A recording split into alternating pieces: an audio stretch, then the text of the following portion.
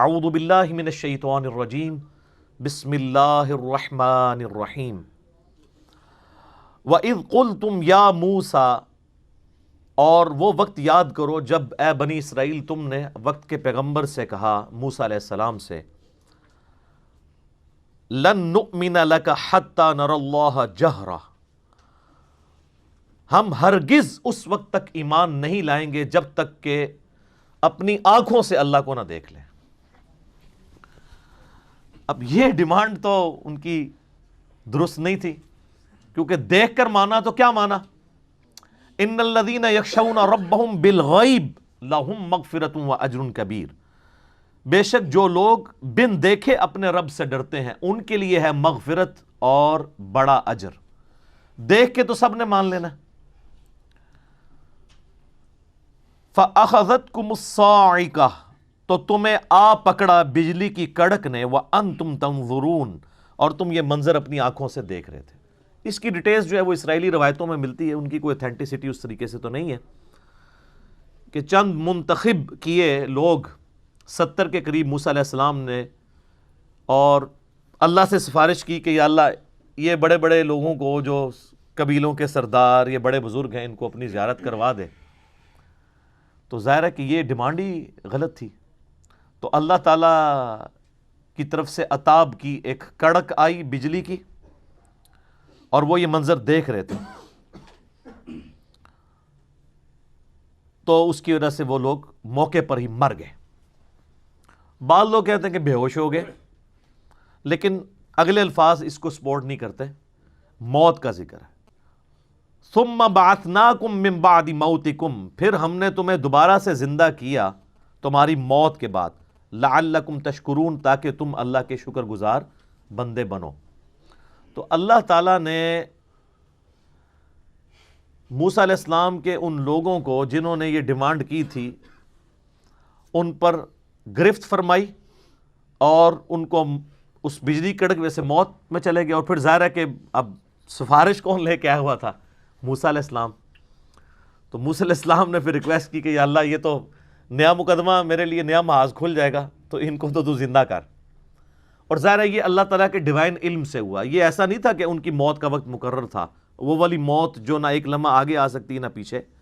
یہ اللہ کی divine plan کا حصہ تھا کہ اللہ نے ان کے بھی موت کا وقت آیا نہیں تھا، ان کے اوپر ایک اسپیشل کیس کے طور پر موت طاری کی، کیونکہ جس پہ ایک دفعہ موت اوریجنل والی طاری ہو جائے نا، وہ کبھی دنیا میں واپس نہیں آ سکتا۔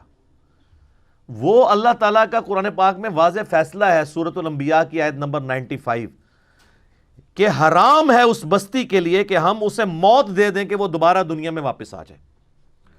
حضرت عیسیٰ علیہ السلام بھی جو مردوں کو زندہ کرتے تھے وہ دنیا میں چلتے پھرتے نہیں تھے، مردہ زندہ ہوتا تھا، عیسیٰ علیہ السلام کے نبی ہونے کی گواہی دیتا تھا، اور پھر دوبارہ ادھر ہی وہ مر جاتا تھا، چند منٹس کے لیے یا چند سیکنڈز کے لیے، کیونکہ حضرت عیسیٰ علیہ السلام کی نبوت کو اللہ نے منوانا تھا، یہ معجزے کے طور پہ ہوتا تھا۔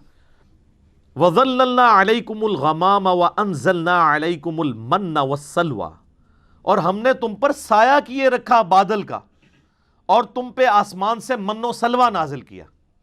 کیا لاڈلی امت تھی جی!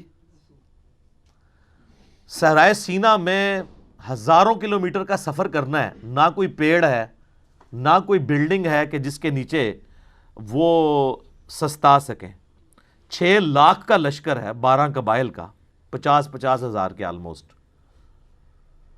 تو اللہ تعالیٰ نے اسپیشل پروٹوکول دیا وقت کے پیغمبر کی موجودگی کی برکت سے، کہ یہ پورا قافلہ جو ریگستان میں ٹریول کرتا تھا تو ایک بہت بڑا بادل جو ہے نا مسلسل سایہ کرتا تھا ان کے اوپر، چھتری ساتھ ساتھ چلتی تھی۔ لیکن دیکھ لیں کیا بات ہے، بات تو بہت بڑی ہے، منی ایک بھی نہیں انہوں نے اللہ دی، جو کچھ بھی ہے تیرے محبوب کی امت سے۔ سر بات یہ ہے، ایویں تو اللہ تعالیٰ کو غصہ نہیں ہے ان کے اوپر، یہ آگے دیکھیں گے ایک ایک غلطی گنوائی جائے گی ان کی، پھر اللہ تعالیٰ اپنے عذاب کے کوڑے گنوائے گا کہ تم نے یہ کیا تو ہم نے تمہارے ساتھ یہ کیا، تم نے یہ کیا تو ہم نے تمہارے ساتھ یہ کیا۔ اور یہ صرف ایک سٹوری نہیں ہے، بلکہ امت مسلمہ کو بھی بتایا جا رہا ہے کہ جس طرح آج تم لاڈلی امت ہونا کلیم کر رہے ہو، تم سے زیادہ ایک لاڈلی امت اپنے وقت میں رہی ہے، جن میں ہزاروں پیغمبر آئے، 3 کتابیں آئیں، لیکن جب انہوں نے پیغمبروں کی تعلیمات سے روگردانی کی تو اللہ تعالیٰ نے پھر ان کی کسی رشتہ داری کا لحاظ نہیں کیا. وہ تو پیغمبروں کی اولاد تھے بنی اسرائیل, اور ان کے اوپر ذلت قیامت تک کے لیے مسلط کر دی. تو یہ من و سلوہ کیا تھا؟ اب ظاہرہ ریگستان میں ہے, وہاں کوئی کھیتی بھی نہیں اگتی, سی فوڈ بھی کوئی نہیں ہے, تو کیا کریں گے؟ رات کے وقت شبنم کے قطرے پڑتے تھے اور وہ قطرے کنورٹ ہو جاتے تھے چھوٹی چھوٹی, آپ جس طرح یہ ہمارے پنجاب میں بھی بوندیاں ملتی ہیں نا, چھوٹے چھوٹے یعنی میٹھے قسم کے گول گول دانے بن جایا کرتے تھے. تو یہ من تھا, کاربوہائیڈریٹس ان کو یہاں سے مل جاتی تھی, ایکویلنٹ سمجھ لیں آپ گندم کا. اور سلوا جو ہے وہ چند پرندے تھے بٹیر جتنے سائز کے, وہ ہزاروں کے ہزاروں جھنڈ آتے تھے, وہ غیبی جھنڈ تھے. ریگستان میں پرندے کا کیا کام ہے؟ پرندے تو وہاں زندہ ہی نہیں رہ سکتے. وہ اللہ کی طرف سے آتے تھے اور وہ آ کے وہاں بیٹھ جاتے تھے اور وہ بڑی آسانی سے ہاتھ سے پکڑ کے ان کا شکار کر لیتے تھے. یعنی جو جنت کے اندر آپ نے چیزیں اویل کرنی ہے اس کی ہلکی سی جھلک بنی اسرائیل کو جنتی خوراکیں یہاں پہ کھلائی گئی ان کو, لیکن کی انہوں نے نمک حرامی, جس طرح آج امت محمدیہ کر رہی ہے اللہ ماشاء اللہ. تو اللہ کا تو کوئی رشتہ دار نہیں ہے, چاہے امت موسیٰ ہو چاہے امت محمدیہ ہو علیہ السلام علیہم السلام. جو کوئی بھی اللہ کے ساتھ روگردانی کا معاملہ کرے گا تو اللہ تعالیٰ تو اپنے معاملات میں بہت سخت ہے. کلوا من طیبات ما رزقناکم, کھاؤ اس پاکیزہ رزق میں سے جو ہم نے تمہیں دیا, من و سلوہ کھاؤ, جنتی خوراکاں کھاؤ اللہ کے رزق میں سے. وما ظلمونا ولکن کانوا انفسہم یظلمون, ہم نے ان پر کوئی ظلم نہیں کیا تھا بلکہ انہوں نے خود ہی اپنی جانوں پر ظلم کیا. وَإِذْ قُلْنَا ادْخُلُوا هَٰذِهِ الْقَرْيَةَ, اور جب ہم نے ان کو حکم دیا تھا کہ دیکھنا اس شہر میں جب داخل ہو, فَكُلُوا مِنْهَا حَيْثُ شِئْتُمْ رَغَدًا, تو جو چاہو کھاؤ جتنا چاہو یعنی حلال میں سے, لیکن ایک شرط کے ساتھ, وَادْخُلُوا الْبَابَ سُجَّدًا, دیکھنا جب تم شہر کے مین دروازے سے داخل ہو تو پہلے اللہ کو سجدہ کرنا, شکر ادا کرنا کہ وہ اللہ جس اللہ نے تمہیں اتنے عرصے کے بعد آلموسٹ 1500 سال کے بعد ملک شام دوبارہ عطا کیا. کیونکہ آپ کو پتہ ہے بنی اسرائیل ابراہیم علیہ السلام کی اولاد تھے, چونکہ حضرت یوسف علیہ السلام بنی اسرائیل کو شفٹ کر چکے تھے مصر میں, تو 1500 سال بعد مصر میں آپ کو پتہ ہے کہ ان کی نیشنل موومنٹ کامیاب ہوئی اور وہاں کے لوگ حکمران بنے اور بنی اسرائیل جو ہیں وہ محکوم ہو گئے. پھر اللہ تعالیٰ نے موسیٰ علیہ نبینا علیہ الصلوۃ والسلام کو ان کا منجی بنا کر, نجات دہندہ بنا کر, مہدی بنا کر, ہادی بنا کر بھیجا, اور انہوں نے 1500 سال کے بعد ان کو فرعون سے نجات دلا کے دوبارہ شام کی طرف ہجرت کروائی. لیکن وہی ہوا کہ سرائے سینا میں جب پہنچے تو وہ سورۃ المائدہ میں ڈیٹیل آتی ہے کہ اللہ تعالیٰ نے فرمایا کہ بھئی اب اللہ کے لیے تو آنے واحد میں شہر خالی کروا سکتا ہے. اللہ نے فرمایا نہیں, جہاد کرو گے, ایفرٹ پٹ کرو گے. تو 3 بندے حضرت موسیٰ علیہ السلام کے ساتھ صرف 2 لوگ کھڑے ہوئے, ایک ان کے صحابی تھے یوشع ابن نون, اور ایک ان کا اپنا بھائی جو پیغمبر تھے ہارون علیہ السلام, اور تیسرے موسیٰ علیہ السلام خود. باقی سب نے کہا کہ موسیٰ جا تو اور تیرا رب جا کے لڑے, شہر خالی کرواؤ, پھر ہم خالی شہر میں داخل ہوں گے. تو وہاں پہ موسیٰ علیہ السلام نے پھر اپنی قوم کے لیے بد دعا کی, اور اس بد دعا کا نتیجہ یہ نکلا کہ 40 سال تک بنی اسرائیل صحرائے سینا میں بھٹکتے رہے. سورۃ المائدہ میں اس کا ذکر آئے گا.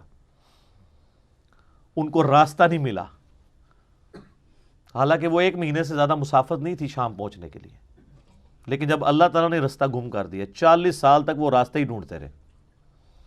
انہی 40 سالوں میں موسیٰ علیہ السلام فوت ہو گئے. پہلے ہارون علیہ السلام فوت ہوئے,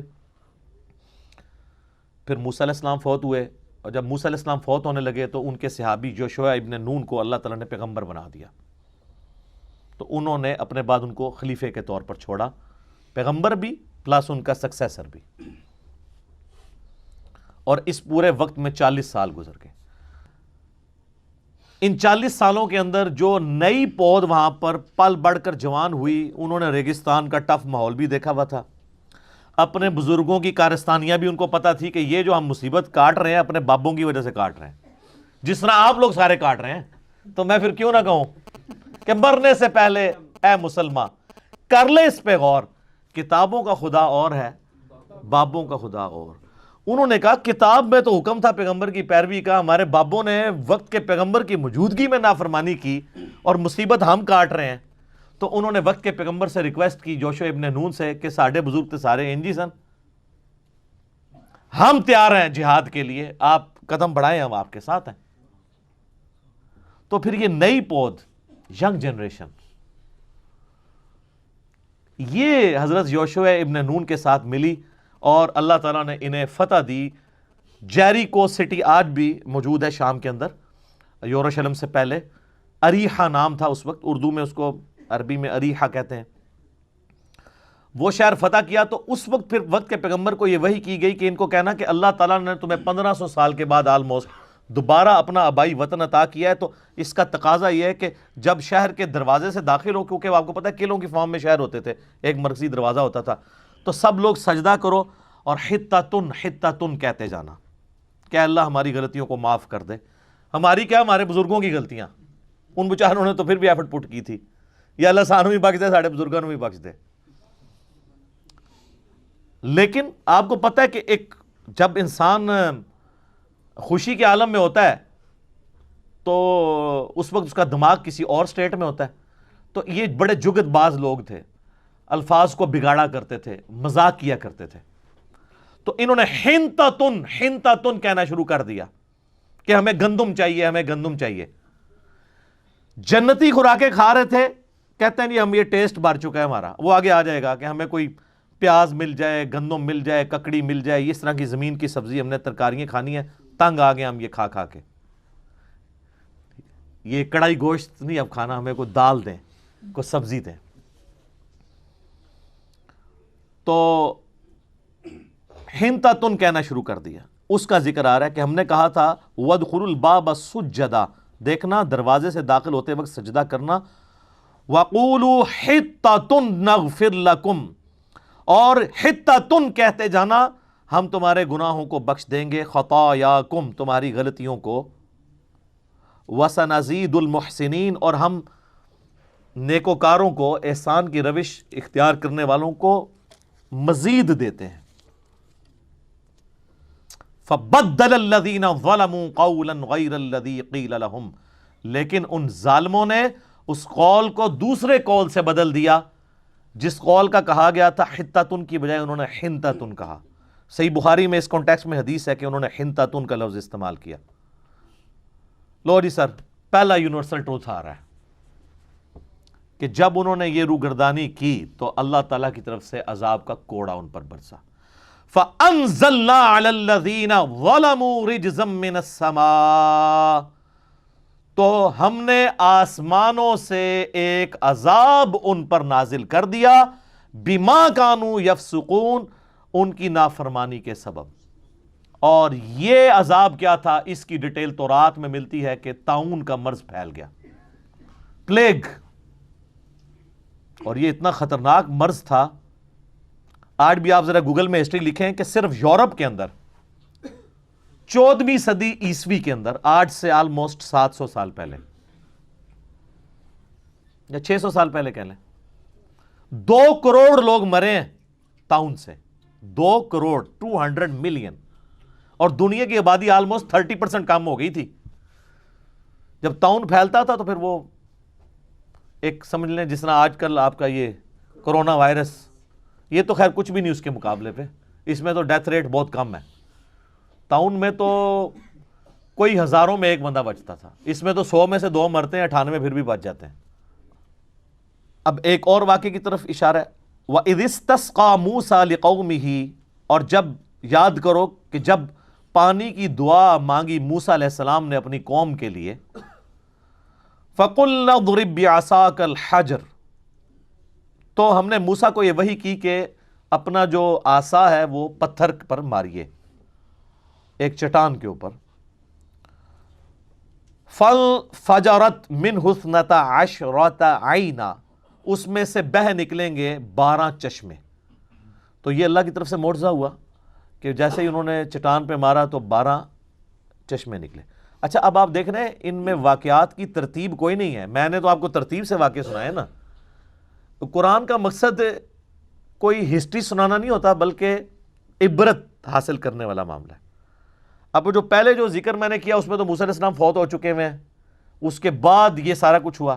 اب پھر ریورس ہسٹری میں جایا جا رہا ہے کہ موسیٰ علیہ السلام کے ساتھ جب تم سفر کر رہے تھے تو پانی کا بھی ایک معاملہ آیا تھا، تو ہم نے حکم دیا چٹان پہ عصا مارو تو 12 چشمے جاری ہوئے، اس لیے کہ 12 قبائل تھے، قبائلی سسٹم اتنا اسٹرانگ تھا کہ وہ نہیں ٹوٹا، تو وہ لڑتے تھے، تو اللہ نے کہا چشمے ہی 12 ہو جائیں۔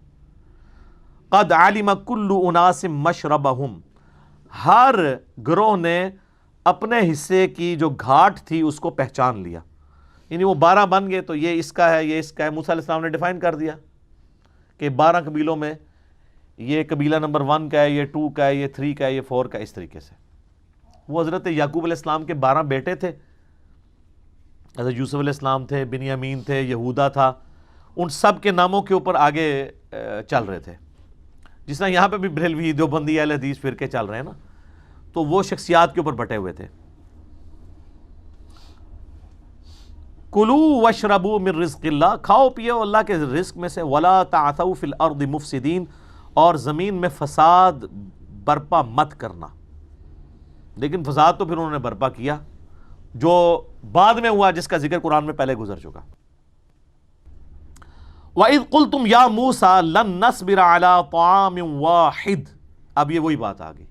اور یاد کرو جب موسیٰ علیہ السلام سے تم نے کہا کہ ہم ایک طرح کا کھانا کھا کھا کے تنگ آ گئے ہیں، من و سلوہ، فَادْعُ لَنَا رَبَّكَ يُخْرِجْ لَنَا مِمَّا تُنبِتُ الْأَرْض، تو اب دعا مانگیے آپ اپنے رب سے کہ وہ ہمیں اس کھانے میں سے دے جس کو زمین اگاتی ہے۔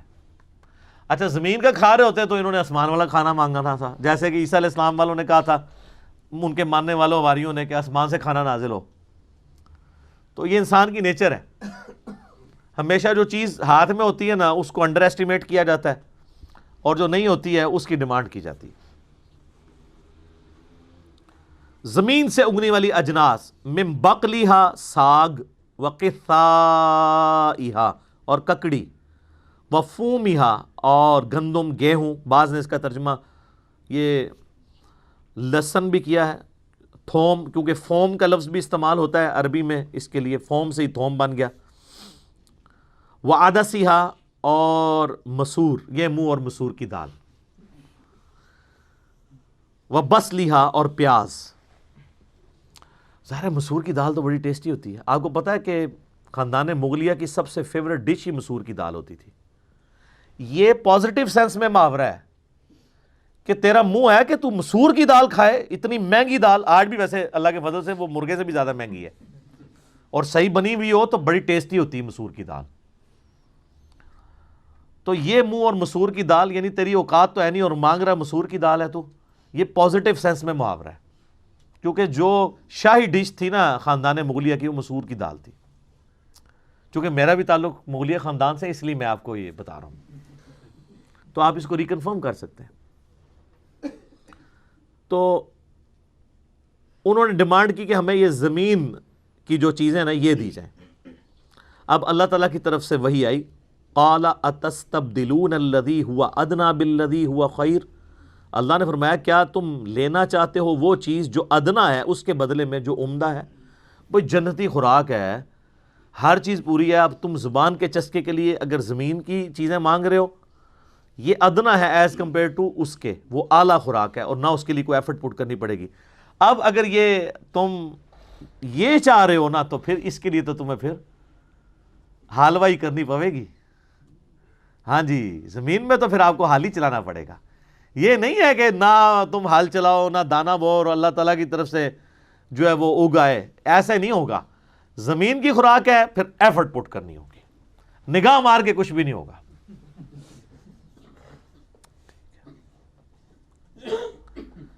اہبطوا مصر، اچھا اب اتر جاؤ زمین میں، فإن لکم ما سألتم، تمہیں اس میں ہر وہ چیز ملے گی جو تم نے مانگی ہے۔